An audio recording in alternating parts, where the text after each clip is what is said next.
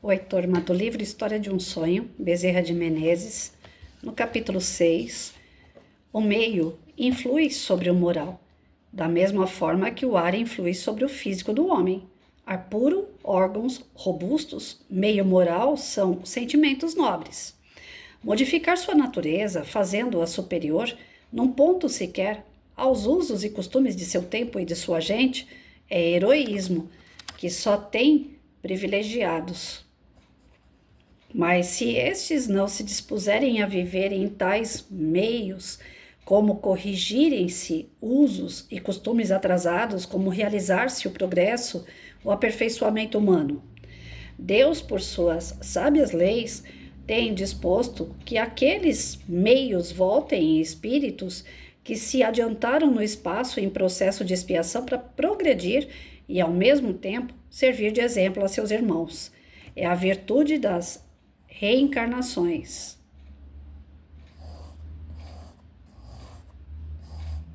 O moço a quem eu contemplava e que tinha sido eu mesmo, não era isento dos vícios de sua rude sociedade que, como ele, de um jato, que poderia limpar-se, purificar-se, mas embebido do sentimento da fraternidade do amor ao próximo que havia calcado aos pés em sua existência passada de tirano cruel, cumpria fielmente o pacto feito com seu anjo da guarda e plantava no seio de sua gente a semente bendita que regava com o exemplo. Assim, procedendo, escandalizou a muitos outros, porém, vendo-lhe a firmeza e a alegria com quem se manifestava, refletiram e sentiram que essa era a melhor maneira de ser, e esses foram arrastando a outros. Finalmente, uma opinião já se formara, a dos fraternos contra o velho uso e a dos bestiais.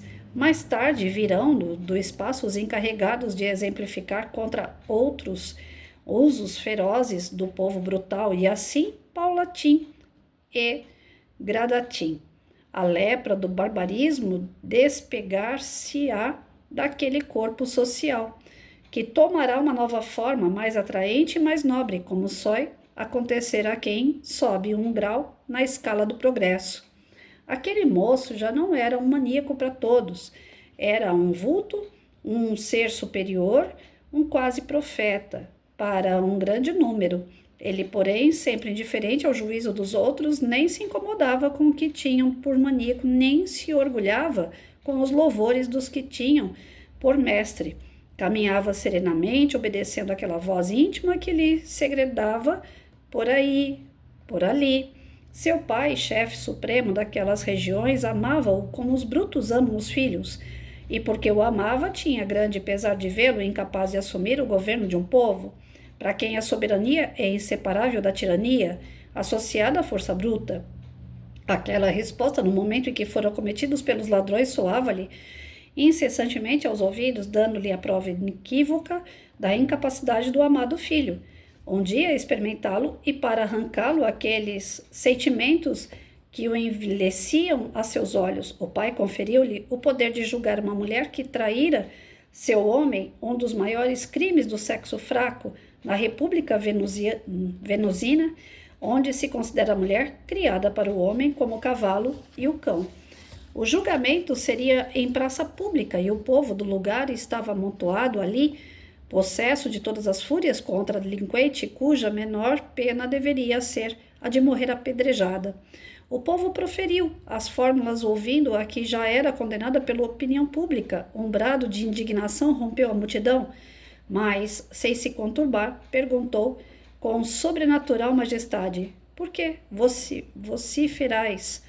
Por que, em vez de atenderes o nosso juízo, dá a esta miserável a confiança de ouvi-la? Mas então, o que vim eu fazer aqui? Julgar essa mulher ou saber o que tendes julgado? Ante aquela pergunta, ficaram interditos e o moço fê-los sentir que a lei devia ser igual para todos e que nenhum dos que clamavam quereria ser julgado por ele, sem lhe ouvir as razões de defesa. Guiando-se unicamente pelo juízo das massas, quase sempre eivadas de paixões, assim como a água penetra a dura rocha, a boa razão chega até o íntimo da alma. A mais obscurecida que seja, é o império da luz sobre as trevas. Ninguém respondeu ao arrazoado do moço, que falava ao mesmo tempo a razão, ao coração e à consciência da multidão. Embora rude, atrasada e quase animalizada, os velhos derramavam lágrimas de despeito por verem quebradas suas tradições, apesar de confessarem a si mesmos que o moço tinha razão e plantava superior ordenança. Os jovens venusinos, sem dúvida, espíritos mais adiantados, que reencarnaram para impulsionar aquela pesada máquina humana, sentiram como se faíscas de luz atravessavam-lhes o cérebro e falavam-lhes a consciência rudimentar, vozes que não eram do seu mundo, que os faziam recordar vagamente cenas de um mundo superior. Diante do silêncio geral, o moço juiz, sempre sobranceiro e calmo, perguntou: ainda condenais o meu procedimento? Não, porque é justo o que estabeleces. Os velhos responderam chorando. Não, responderam os da nova geração, exaltando de alegrias. Não, porque assim é que deve ser, o contrário seria a prática bestial e não humana. O pai do jovem julgador, já agora legislador, foi dos que repeliram e abraçaram, embora com pesar, a lei do moço. Deu-lhe a incumbência para afeiçoá-lo aos seus princípios e foi ele quem se rendeu aos princípios do filho. É mesmo assim, no choque do bem com o mal, da luz com as trevas, do progresso com a estagnação. Sobrelevam infalivelmente as claridades do futuro, as obscuridades do presente. Lei eterna e imutável, o homem dominado por brutais paixões, por odiar o virtuoso, nunca, porém, deixará de sentir por ele o respeito que impõe toda e qualquer superioridade. Jugulada fúria da populaça, que se transformara em plácida submissão ao princípio nunca imaginado em Vênus, o da igualdade perante a lei, que não pronuncia veredictum, sem ouvir o acusado. O jovem príncipe deu a palavra à mulher para que se defendesse. Era de beleza deslumbrante lá no mundo dela, tanto que, ao erguer os olhos, foi como se duas setas tivessem cravado o coração daquele de quem dependia sua vida ou sua morte. A magia de sua escultural beleza realçava tanto mais quanto mais resolvia o íntimo da moça um sentimento que ninguém no mundo poderia sequer imaginar, e o príncipe menos ainda poderia adivinhar. Não era grato contentamento por ter o jovem feito uma exceção às usanças nunca dantes preteridas pelos habitantes do seu mundo. Não era orgulho de ter sua individualidade servido de motivo à nova lei, que elevaria aquela gente na escala do progresso. Era bem diverso o motivo, e ela mesma queria guardar para si o segredo daquele sentimento tão irracional, desnaturado e monstruoso lhe parecia. Em Vênus, como na Índia, o povo dividia-se em classes e as ligações sexuais não podiam, nem podem ainda hoje, dar-se senão entre filhos da mesma classe. A moça acusada pertencia a uma classe inferior e, no entanto, desgraça, miséria, sentia ardente paixão pelo moço nobre que era seu juiz. Olha, gente, sinceramente eu li o texto todo e não consegui entender porque ele fala em Vênus. Aí eu já não sei se é por um meio figurado, porque me parece a mesma história da mulher apedrejada, né, que ia ser apedrejada por uma traição na era de Jesus. E isso não foi em Vênus, foi aqui na Terra. Então, quando ele cita Vênus, aí eu fiquei meio perdida. Eu não consegui entender muito essa parte aí, se é uma história semelhante ao que ocorreu aqui. Mas aí, vamos lá, o que eu peguei para mim como lição, né? Quando eu não consigo entender o contexto todo, eu pego pelo menos a essência dele como uma lição a ser praticada, que é para isso que a gente estuda, para buscar a teoria e colocar em prática. Então, o que eu entendi aqui? Que o meio em que a gente está, ele influencia nas decisões que a gente toma, né? Por isso que a gente está num planetinha de prova e expiação. Então, aqui nesse planeta existe uma série de coisas que independem da nossa vontade, já estão aqui, já acontecem aqui.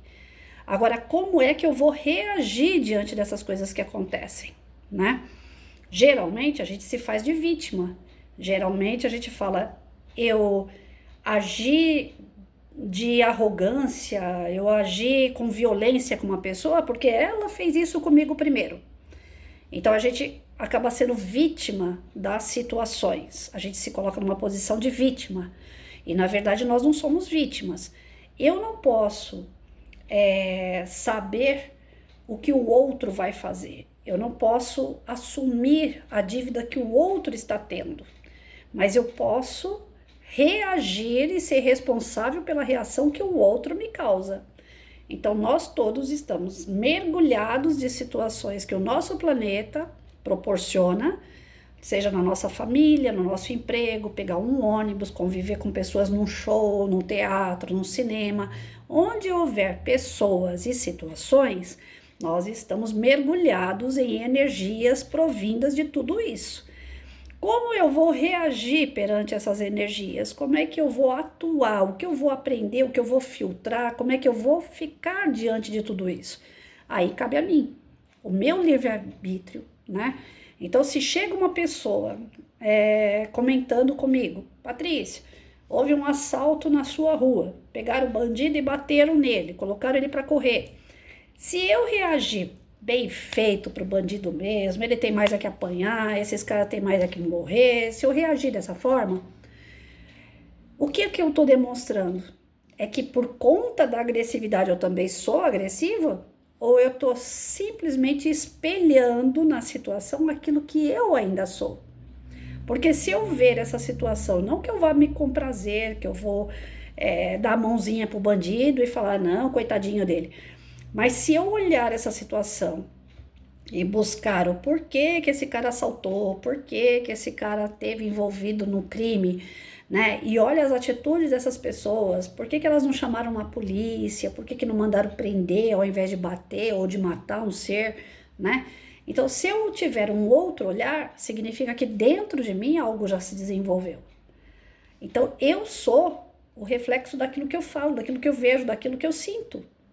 Toda vez que a gente vê a maldade, ela pode estar ali e certamente está, mas ela está primeiro dentro de mim.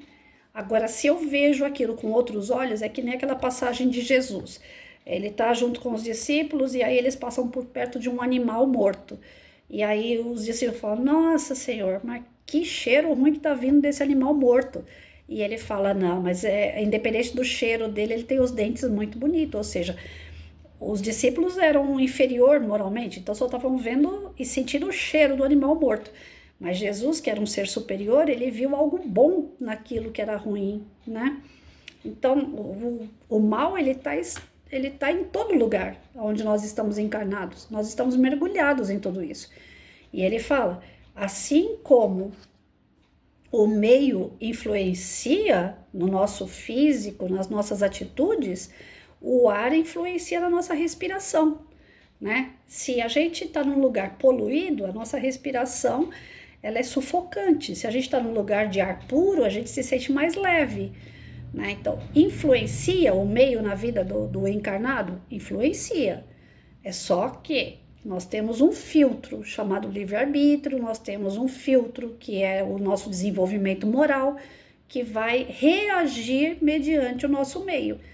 Então, em épocas antigas, era olho por olho, dente por dente. As pessoas, eram comum as pessoas acreditarem que fez o mal, vai pagar com o mal.